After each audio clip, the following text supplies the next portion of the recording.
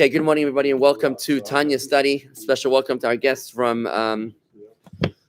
Cleveland, Ohio, and from Nantes in France, and our other viewers that are around the world. We are grateful for your. I'm grateful for your emails. It's always very encouraging for me to know who's listening, and I appreciate your questions and your comments and your reflections. So please keep on sharing it with me at rabbi@jewishgardens.com. That's rabbi@jewishgardens.com. We continue our spiritual journey through the book of Tanya, which is really the book of you. This is the book of ourselves. We're learning Tanya, the book of you. And where we left off last week, I have to tell you, was quite inspirational. We're on page, we're going to be starting today on page 40 something, about 41. Just to remind you, where we left off last week was quite amazing. We're in the middle of analyzing the first of our two godly souls. Let's get a little context over here, guys. Just find a little context. We're in the middle of analyzing the two souls that we have within ourselves. It's getting a little crowded within yourself as you realize that there's not one of me, there's actually two of me. Okay. One is your natural soul, which gives you life. It is driven, and the second soul is your godly soul, which gives you purpose. Now, these two souls are in a constant tension. We'll learn later on, but just to give you that, fill it in. The natural soul is driven by ego. It's self-serving, not evil. It's just self-serving. It's like an animal that serves its own needs. The godly soul is not self-centered. It's not narcissistic. It's so serving God. It's a piece of God, right? This is a real paradigm shift within our religion. It's a very big paradigm shift within our approach to religion. See, I don't view Judaism as a religion. And let me explain to you what I mean by that. A religion, in my understanding, is something which you choose to subscribe to or not. You can unsubscribe from a system of rituals, idiosyncrasies, and customs, right? And languages. It's elective. Exactly, elective. That's how I think. I mean, I'm open if you disagree with me, but this is my understanding. When people opt in, opt out of religion. Judaism is not a religion when it's because it's actually an identity. It's an identity. It's not something which you choose to experience. It's who you are, whether you realize it or not. Because your second soul is your godly soul. Now, we haven't started this, but I'm just giving you a little context. It's your second soul. It's your godly soul. It's a piece of God Almighty. You are a piece of Hashem. So whether you choose to live your entire life in denial or not, doesn't change the fact that you are a piece of God. Well, that goes to the same thing. If someone converts out of Judaism, they're still always it's nothing. It doesn't mean that's not always a Jew. That's not a self-preservation mechanism instituted by wise men. It's because it's your identity. You're always a Jew, right? It's your essence. You know, if you think of it this way, in the context of what we learned last week on the day of the Torah inauguration, we skipped to chapter 5. We learned about what Torah is within the context of all of this. And we learned that, just to touch on it, we said that a Torah, any piece of Torah, is where God contracted himself into a little bite-sized piece of wisdom. Into a bite-sized piece of wisdom. So you're actually experiencing infinity by understanding this little idea. So the terminology we used then was embassies of infinity, right? You could be in Lagos, Nigeria, and you walk into the American embassy, and now you're on sovereign American territory, right? Am I correct? Yeah. So just like Torah is a piece of God, each and every single one of us, by virtue of having a Jewish mother or a conversion into Judaism, has that piece of God.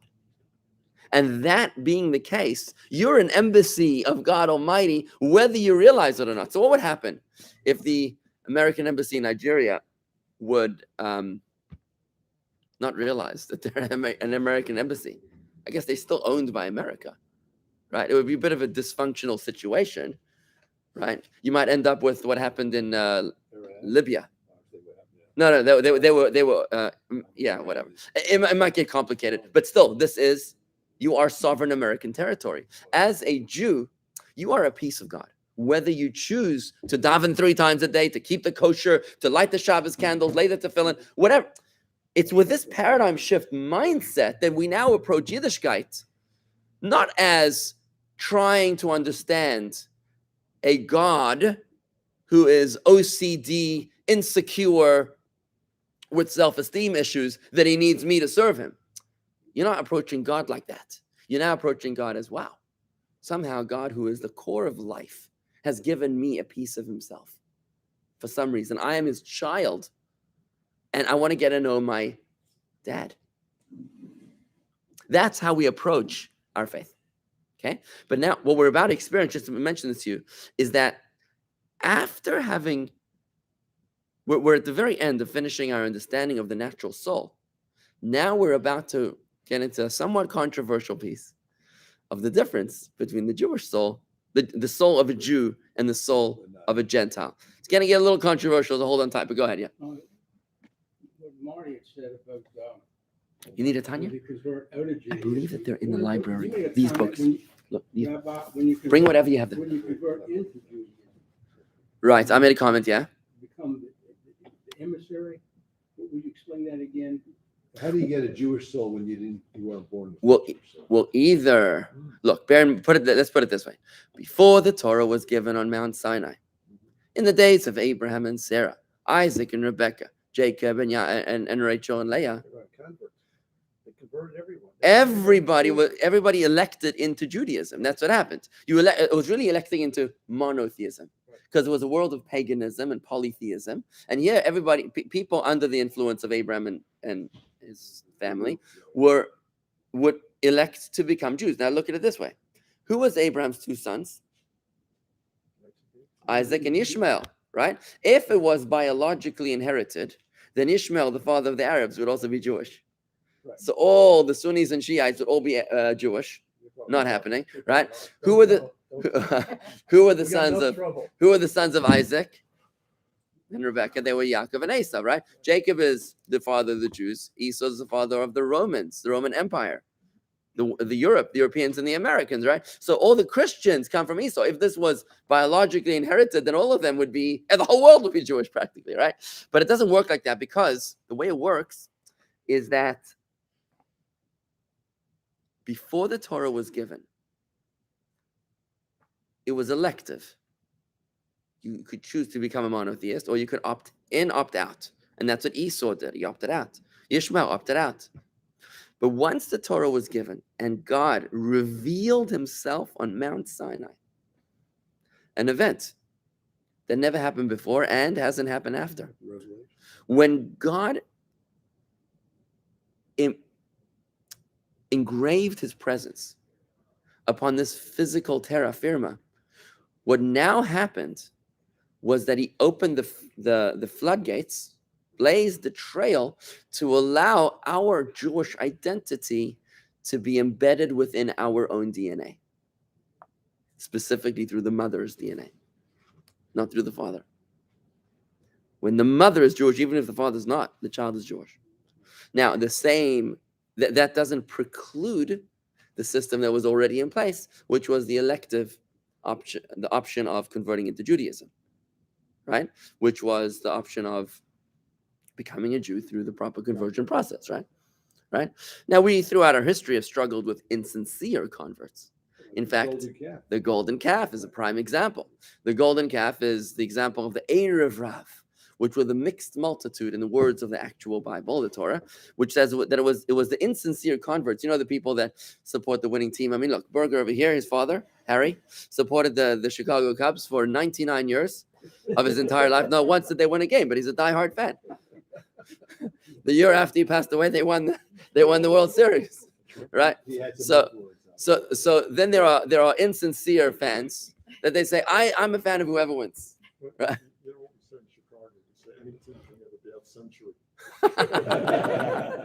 So what happens here is that my kids, when I watched the World Cup soccer recently with my family, with my kids, we'd come home every day, we'd watch the 5-minute highlights on YouTube, So the kids would ask me, okay, Tati, who are we supporting today? It's like, it's Argentina versus France. So I would have to say to them, okay, who's the lesser anti-Semite? Who has Wait a minute. Who has more Jews? We'd have a whole discussion about who is less anti-Semitic, and we'd go for that one. so that, no, we're not so committed, but because I used to support, Manchester United, the traditional teams. And then when I realized how intensely anti-Semitic some of these teams are, I'm like, you know what, I can't do this anymore. And incidentally, I really am on a campaign right now, a personal campaign, to really, and being that we are here in Palm Beach, where there are such a groundswell of philanthropy, global philanthropy, national philanthropy towards people's alma maters. We support. We Americans tend to support the colleges that they came from.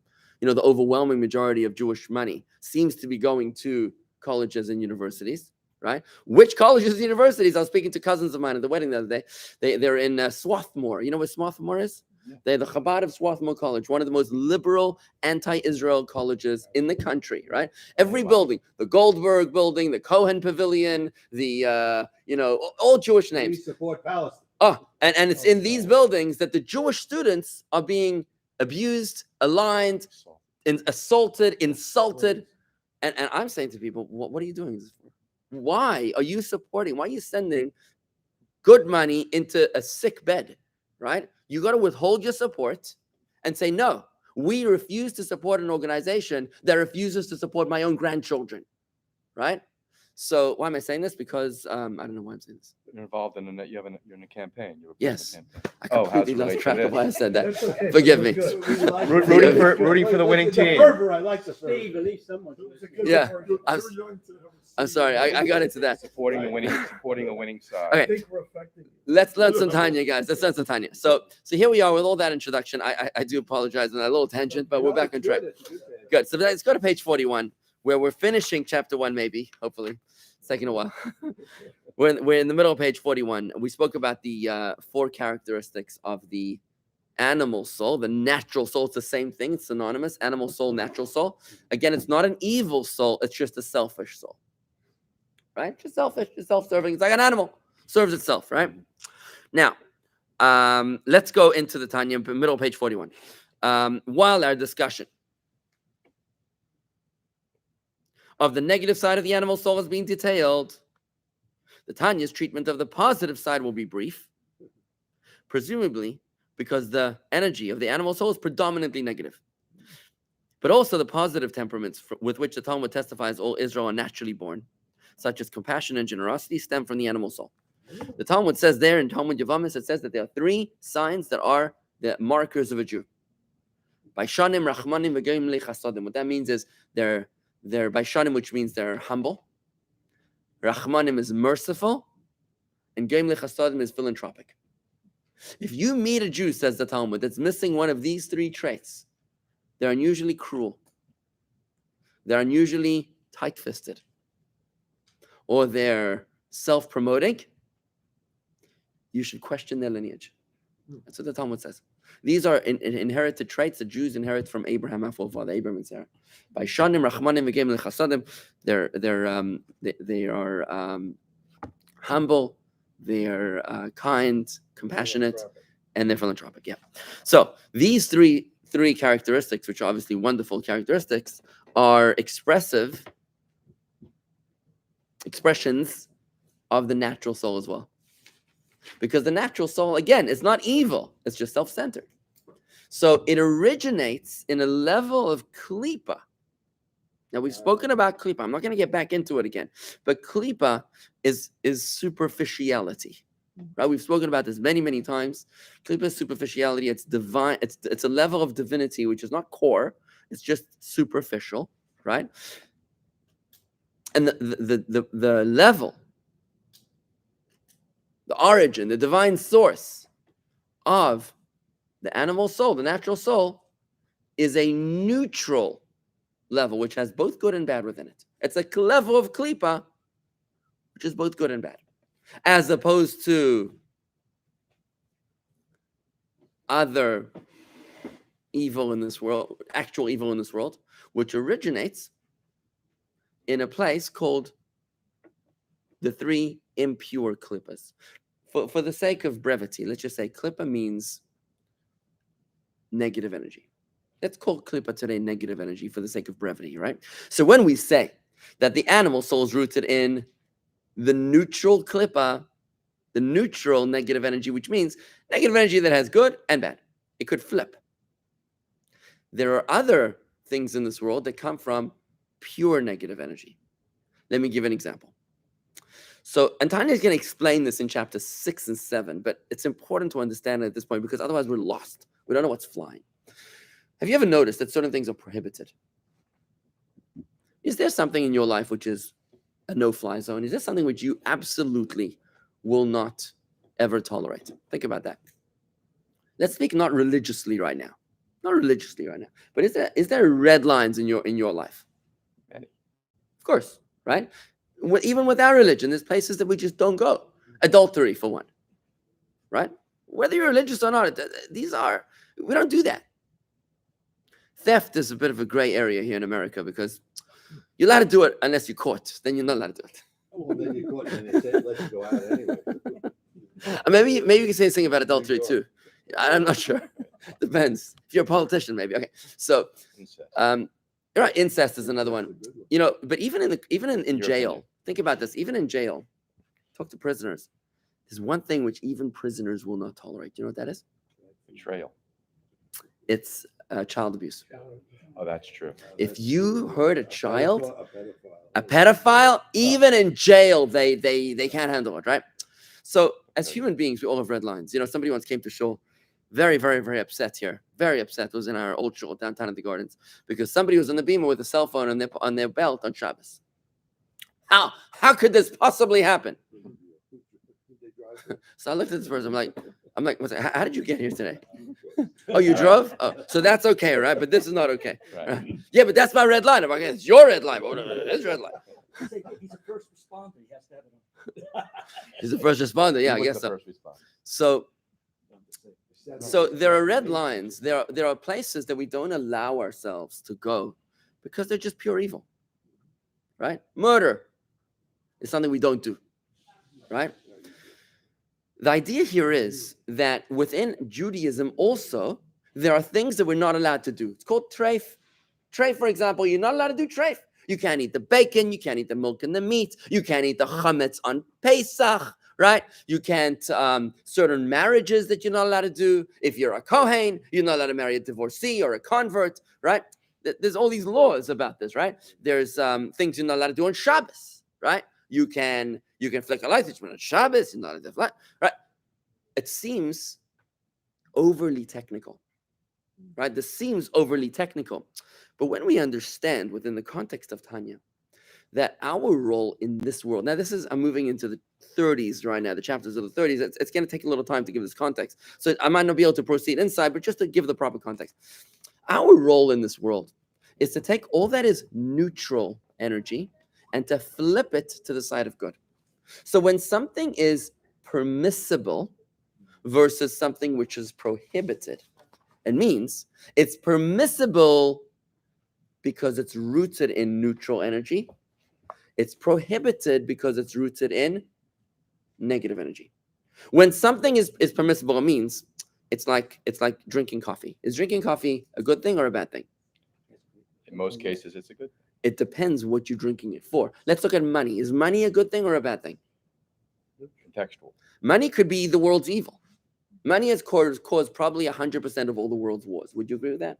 Right? But money has probably done countless good and saved countless lives, right? So money is a great example of something which is completely neutral. People have said to me before, I want to have nothing to do with God because God is the cause of all the world's wars.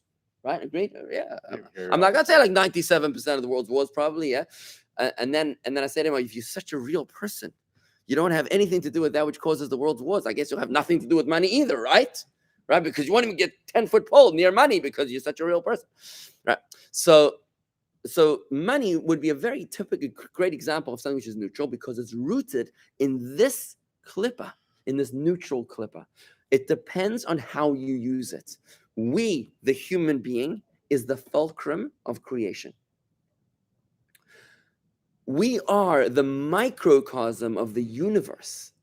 When you decide why you're making money or why you're spending money and you choose to do it for a holy, noble purpose, you're actually flipping it into good.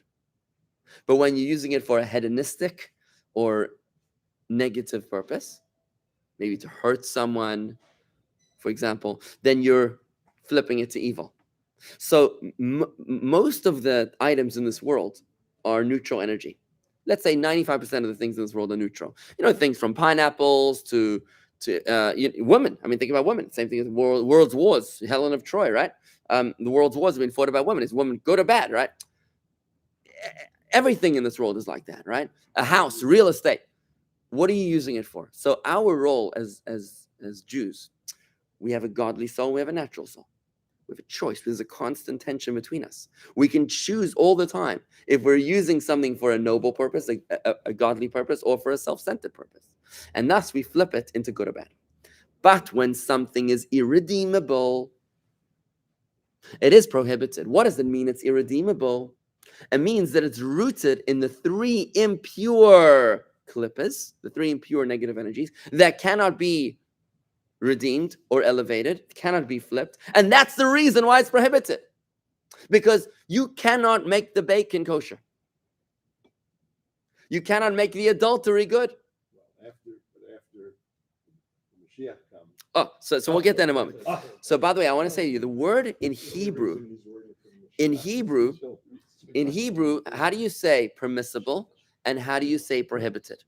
In English, it sounds very controlling. And I think we as Americans have a hard time with this idea. When somebody comes to tell you, you're allowed to do this, you're not allowed to do that. We don't like that as Americans. Like, you know what? Don't tell me what to do. We ran away from Europe for this reason. You know what I mean? Just separation, church and state, leave me alone, right? So in Hebrew, it's not permissible and prohibited. In Hebrew, the word isur means chained, and mutar means unchained. So when something is permissible, the real meaning in Hebrew means that it's unchained. It's capable of being elevated. When something is prohibited, it means that it's chained, it's irredeemable. So you're wasting your time by engaging with it. You're never going to be able to pick it up. You're never going to be able to sanctify it. A good example of this would be, there's this prohibition in the Torah of ever going back to Egypt. You know this? You know about this mitzvah? You're never allowed to go back to Egypt. That's what it says. Ever since the Jews came out of Egypt, 3,335 years ago, that's it. We're not going back. You're not allowed to go back. Why? Why shouldn't I go back? What, you have a problem with me doing getting timeshare in Cairo? Like, what's the problem? The reason is you're wasting your time. You get nothing to do there. Our ancestors were there for 210 years in slavery. And during those 210 years of slavery, it says they emerged with great resources, says the Torah. What does the Kabbalah explain to us as the meaning of great resources beyond gold and silver and donkeys that they brought out of Egypt? It's talking about the spiritual bounty, the purpose that lay in that piece of real estate of Egypt that was redeemed and elevated by the Jews. There's nothing more to do there. You want to elevate? Go to Ethiopia, go to Palm Beach, go to Chicago. That's where you're going to be able to elevate sparks. But there's no more work that needs to be done in these places, right? And that's the context in which we can understand the root, the origin, the source of our natural soul. It's very important to understand where our natural soul is rooted in order to understand the psychology of our natural soul. You need to understand its origin and its pathology. Because if you want to get to know yourself, you need to be able to know where you come from. Obviously, the ultimate goal of all of this is to find inner peace and happiness. Because if you're not at peace with yourself, you're never going to be happy. But if you don't know yourself, you don't know who you are, then you're never going to be able to be at peace with yourself. And that's what we're doing over here. We're splitting the hairs to be able to flesh out who we are, where we come from, what is our origin, what is our core, to be able to understand where we're going. So we didn't have a chance to get into the difference here between the Jew and the Gentile spiritual makeup, but God willing, we'll do that on Thursday. All right? Shekar. Any questions? We good? Yet the Rambam went to Egypt. Oh, he went there by force. And he would sign his name, I am Moses, the son of Maimonides, who lives in Egypt in violation of a biblical commandment every day against my will. Say he would sign his name because there was the Almahad. It was like running away from Putin. That's what he was doing. He was there in exile. He had no choice. It's a biblical commandment. Here, I'll show you. If you look in